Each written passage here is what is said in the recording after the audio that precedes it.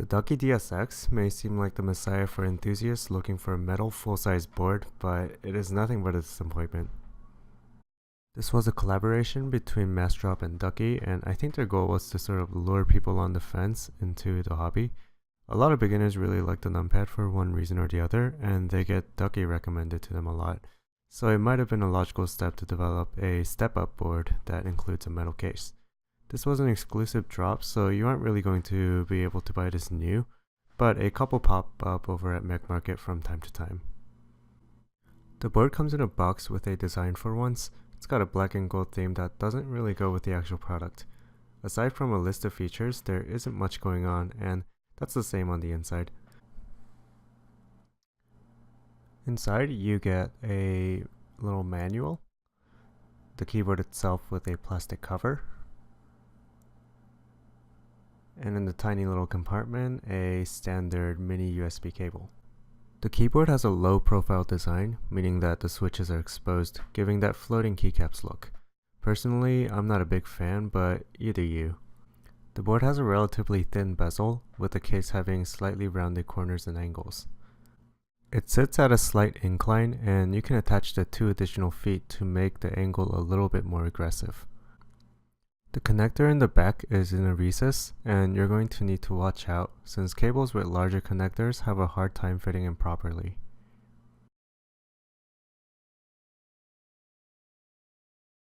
Moving on to some of the features on the board, you can see that most of these are very gamer-centric. Holding down function F9 for 3 seconds will toggle the USB repeat acceleration mode. When this mode is activated, F4 and F8 will light up, showing you what settings you are in. To change the repeat delay, which is the amount of time it takes for the keyboard to start repeating keystrokes, you press F1 through F4. To change the rate at which the strokes are repeated, press F5 through F8. I think this is probably useful in games where you may need to press buttons very quickly. With this, you should be able to just hold down a key and have the keyboard do all the work for you. Here I have the settings both at max, and you can see how quickly the keyboard repeats the keys. I assume this is probably useful in League or something. This board has single color backlighting. I think all units came with white LEDs, which I have here. I can control the LED modes by pressing function F10. There are 9 different modes: full backlight, breathing, wave, snake, raindrop, reactive, ripple, aurora, and off. You can control the brightness with function up and down arrows, and the speed with function left and right. I just leave it fully off or fully on since the effects aren't that interesting when it's just a single color. You can also customize your own zones for the LEDs, but you have to do it all on board. So it's kind of finicky, but this should be useful if there is a time when you need to look down on your keyboard in a gaming session. You can hold down function escape to activate Windows lock.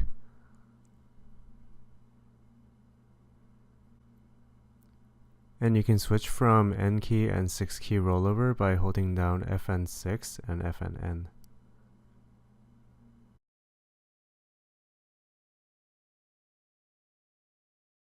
Aside from the function layer, there are 4 additional media keys on the upper right corner, which some people really like. Interestingly, the leftmost one brings up the calculator in Windows. This is sort of random, but I can see how that can be handy. For a keyboard with an MSRP of over $200, it doesn't do so well in build quality. Don't get me wrong, it's better than the likes of Corsair or Logitech, but it's nothing to write home about. The keycaps are actually pretty thick as far as shine-through options go. They're double shot, which means the legends won't ever fade, and the translucent inner plastic lets the light through. If you look closely, you can see that the top plate and the case don't quite match in color or texture. The plate is more of a soft gray finish, while the case is a rough silver finish. I think this was quite the oversight on the design, as it's pretty noticeable, and makes the board resemble cheaper Chinese options. As far as aluminum boards go, this doesn't weigh a ton, especially for its size. At 2 pounds and 14 ounces, it isn't particularly dense, which further degrades its feel. You can remove the top from the case with just a couple of top mounted screws, and there isn't really much going on. The case by itself is actually pretty lightweight and almost feels cheap, even though it's aluminum. If you've ever held a poker before, it doesn't even match the quality on those. There isn't any insulation between the bottom of the PCB and the case, which led to a couple of the LEDs in the function row flickering from shorting. I resolved this issue by putting a couple of pieces of tape on the PCB. This is a small issue, but it really should have been considered in design. There's not much more to talk about here, so let's move on to a typing demonstration. This particular model comes with Cherry MX clears.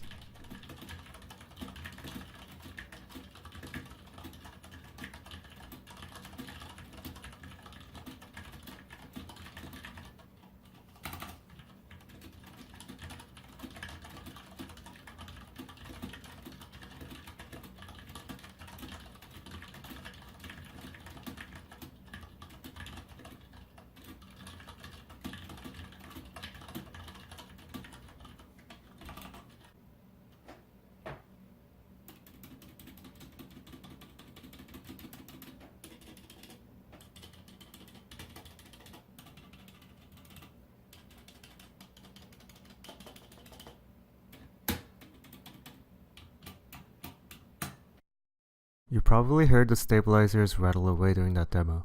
They are knockoffs and are not that great. While not as bad as the K-types, there is just so much rattle that it cheapens the whole experience. If you look on the mechanical keyboard subreddit, you can easily find people seeking recommendations for a nice keyboard with a numpad.